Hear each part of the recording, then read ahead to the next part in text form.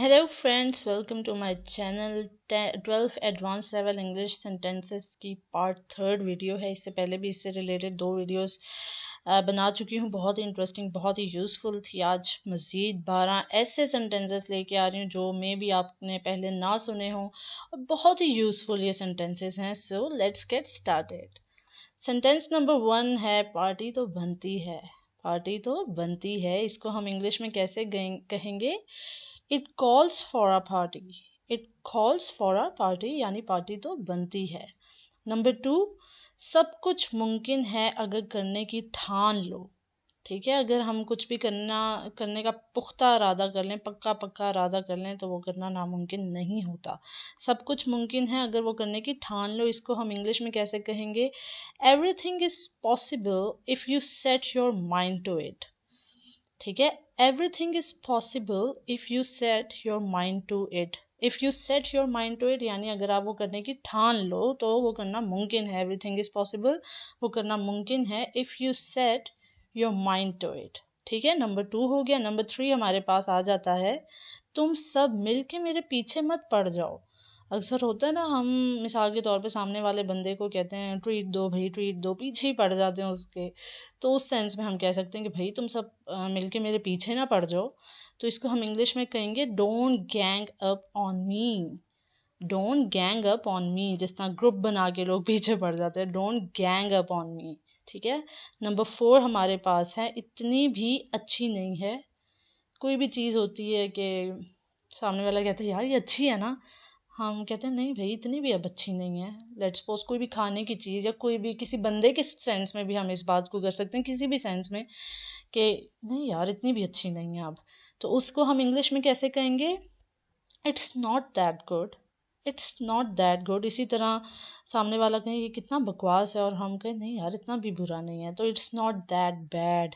ठीक है, तो ये इस तरह से हम इन्हें यूज़ कर सकते हैं। नंबर 5 हमारे पास है, बाज आ जाओ। जैसे कोई बच्चा है नॉटी किस्म का, कोई ना कोई डेली शैतानी करता है, उससे अक्सर हम कहते हैं बाज आ जाओ भाई। तो हम किस तरह से कहेंगे? मेंड योर वेज।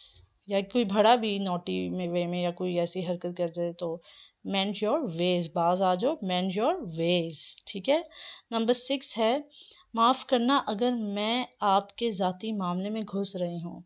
समटाइम ऐसा होता है ना कि आप किसी को कोई सजेशन देना चाह रहे होते हैं, कोई एडवाइस करना चाह रहे होते हैं, मगर आप हेजिटेट हो रहे होते हैं कि सामने वाला माइंड ना कर जाए।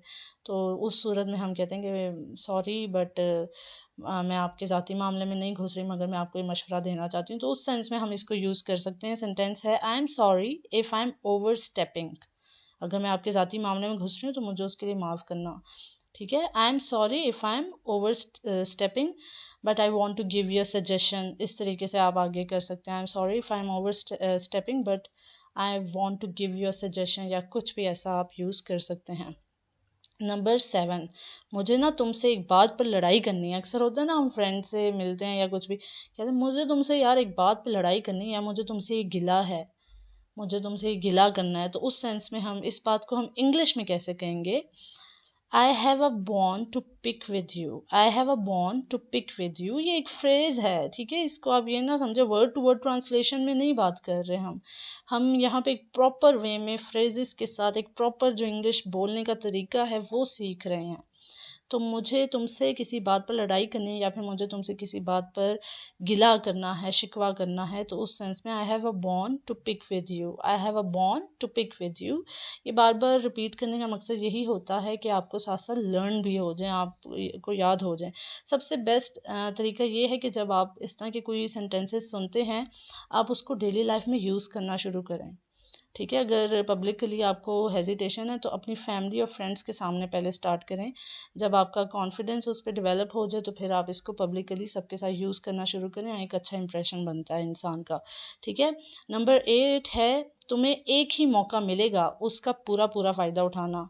समटाइम कोई ऐसी अपॉर्चुनिटी मिल रही होती है, सामने वाला कहते हैं बस एक ही चांस है, इसका पूरा पूरा फ़ायदा उठाना है, इसको अपने हाथों से नहीं जाने देना। तो इस तरह की सिचुएशन में हम इंग्लिश में कैसे कहेंगे? You only get one chance. You only get one chance, so make it count. So make it count यानी इसका पूरा पूरा फायदा उठाना। You only get one chance, so make it count. ठीक है, नंबर 9 हमारे पास है ख़ानदान का नाम ख़राब कर देना, यानी कि फॉर एग्ज़ाम्पल कोई एक ऐसा बंदा होता है या फिर ऐसी गलती हो जाती है कि भाई आपको कहा जाता है कि तुम वो बंदे हो ना जिसने ख़ानदान का नाम ख़राब कर दिया, ठीक है। तो उसको हम कैसे कहते हैं, you are a black sheep of our family. ख़ानदान का नाम ख़राब करना ब्लैक शिप, ठीक है। ब्लैक शिप खान जो एक होता है जिसे खोटा सिक्का भी कहा जाता है, तो उस सेंस में हम इसको यूज़ कर सकते हैं ब्लैक शिप, ठीक है। किसी और दिन चलते हैं, लेट्स सपोज आपको आपकी फ्रेंड कह रही है कि आओ आज शॉपिंग पे चलते हैं, आप आगे से उसे कह दो कि नहीं यार किसी और दिन चलते हैं, तो इसको हम इंग्लिश में कैसे कहेंगे, let's go some other day, let's go some other day, ठीक है। अगर अभी जाना है तो हम कहते हैं चलो ठीक है लेट्स गो, बट आप कहना चाहते हो किसी और दिन चलते हैं, let's go some other day, किसी और दिन सम अदर डे, बहुत ईजी है।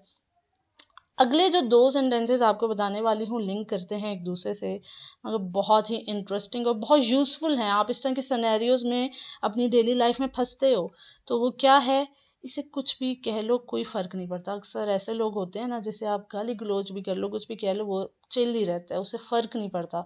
तो इस टाइप के बंदे को हम क्या कहते हैं, शी इज़ थिक स्किन्ड या फिर ही इज़ थिक स्किन्ड। यानी थिक स्किन्ड वो बंदा जिससे किसी चीज़ का कोई फ़र्क नहीं पड़ता, चिल बंदा, मस्त माहौल किस्म का बंदा जो होता है ना, उसे हम थिक स्किन कहते हैं, ठीक है। एक तो इस किस्म का बंदा होता है, और एक इस किस्म का बंदा होता है जिससे ज़रा सा भी कुछ कह दो ना, ऊंची आवाज़ में उसका नाम भी ले लो ना, तो बस आंखों से आंसू टपक जाते हैं।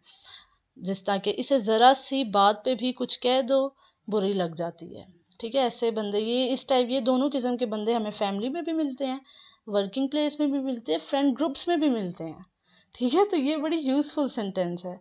तो यहाँ पे क्या होगा, शी इज थिन स्किन्ड, एक वो बंदा जिसे कोई फर्क ही नहीं पड़ता, बुरा ही नहीं लगता किसी बात को, उसे हम थिक स्किन्ड कहते हैं।